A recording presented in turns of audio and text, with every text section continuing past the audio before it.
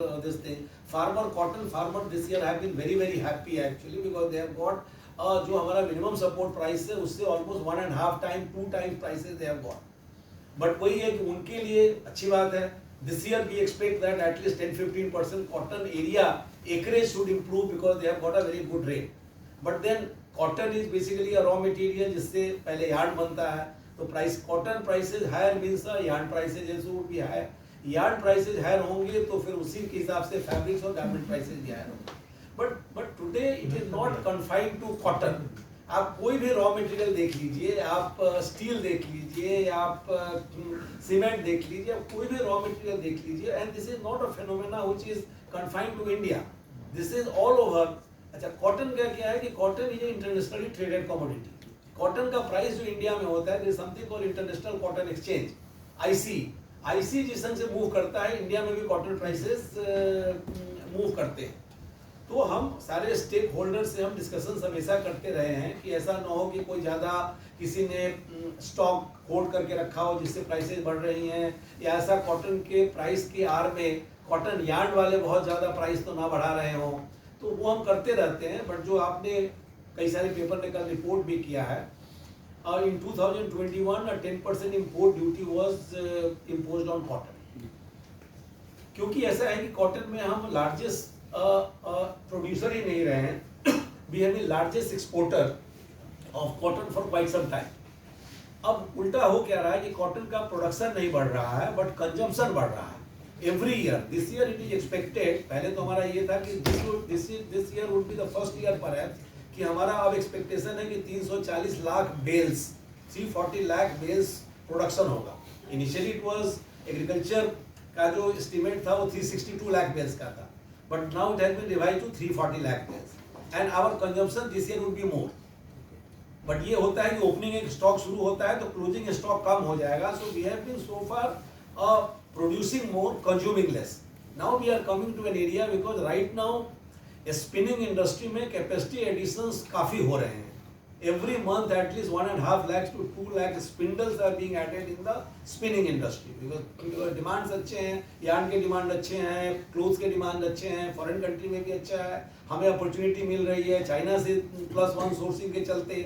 अभी श्रीलंका में प्रॉब्लम हो रही है, वो भी हमारे पास डिमांड हमारे पास आ रहे हैं.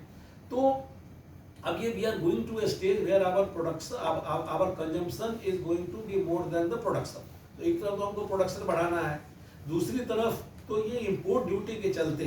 और एक और चीज हो रही थी, earlier our cost used to be about 10% cheaper than the international prices. हमारे इंडस्ट्री को ये फायदा था. आज के दिन में हमारे प्राइसेस इंटरनेशनल प्राइसेस के बराबर हो गए. सप्लाई एंड डिमांड है, तो इंपोर्ट करके 11% जो ड्यूटी पड़ रही थी, it was becoming very what should I say, not prohibitive for the people to import. क्योंकि इंपोर्ट हम दो कारणों से करते हैं, price consideration and also because certain kind of cotton is not grown in India.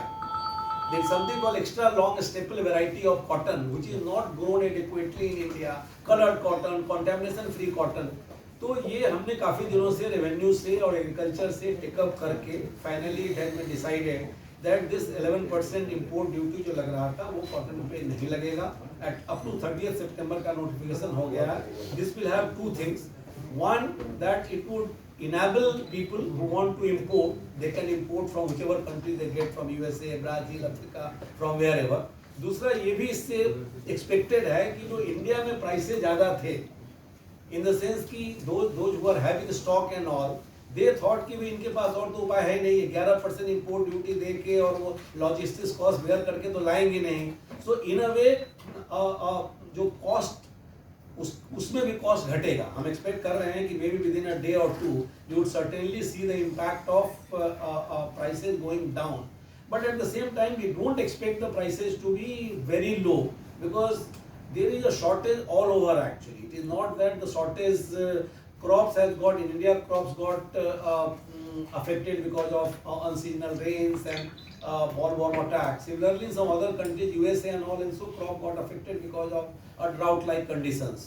So थोड़ी supply कम है, demand ज़्यादा है, इसके लिए cost ज़्यादा है. But this import duty removal would certainly be both. It will enable more import to take place.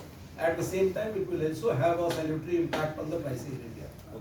Sir, what is the merit in technical textile meeting our defense ministry's expectation and कितना % अभी हम meet कर पा रहे हैं?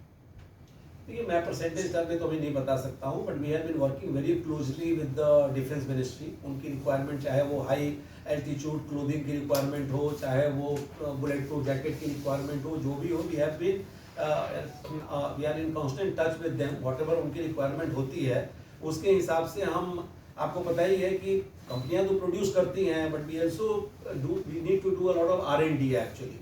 तो जो आप जानते ही हैं कि हमारा जो टेक्निकल टेक्सटाइल मिशन बना है, वो टेक्निकल टेक्सटाइल मिशन में हम उस पर R&D करते रहते हैं कि हम नए नए